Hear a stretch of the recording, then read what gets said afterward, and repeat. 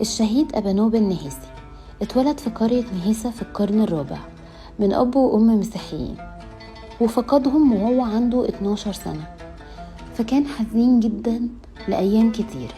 وفي يوم راح أبانوب لكنيسة في عيد من الأعياد، ولقى الكاهن بيكلم الشعب على احتمال الضيق والاضطهاد بفرح، علشان في الوقت ده كان بدأ دقلديانوس الاضطهاد على المسيحيين.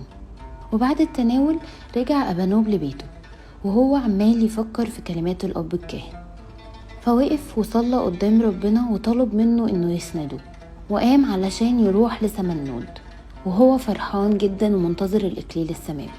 في سمنود بدأ أبانوب يلف المدينة كلها، اللي لقى كل الكنايس فيها مهدومة والناس عمالين يشتموا في المسيحية، فكان بيفضل يطلب من ربنا إنه يسنده.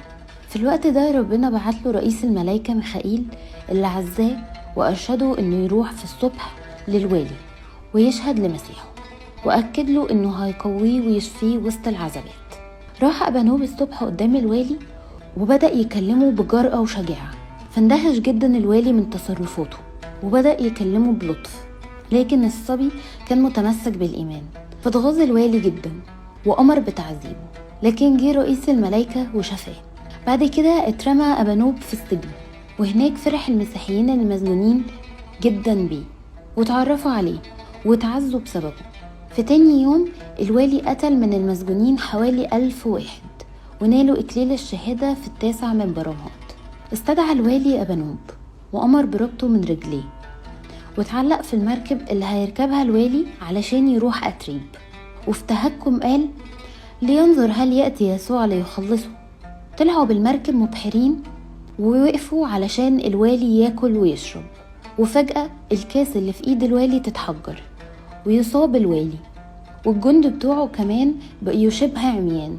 فبص الوالي للطفل ولقى رئيس الملائكة بيقرب منه وبيمسح الدم اللي نازل من مناخيره ومن بقه ونزله على مقدمة المركب واختفى.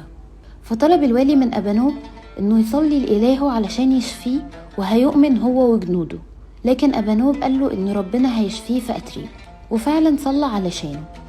وهم قدام والي أتريب خف وآمن عدد كبير من الوثنيين في أتريب واستشهدوا، فأمر والي أتريب بتعذيب أبانوب، وفي كل مرة كان بيعذبه كان ربنا بيشفيه.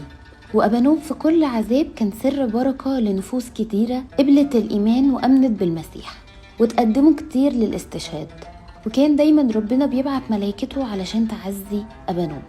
لما الوالي شاف ان ناس كتيرة جدا بتآمن بسبب أبانوب بعته لاسكندرية مقيد بالسلاسل.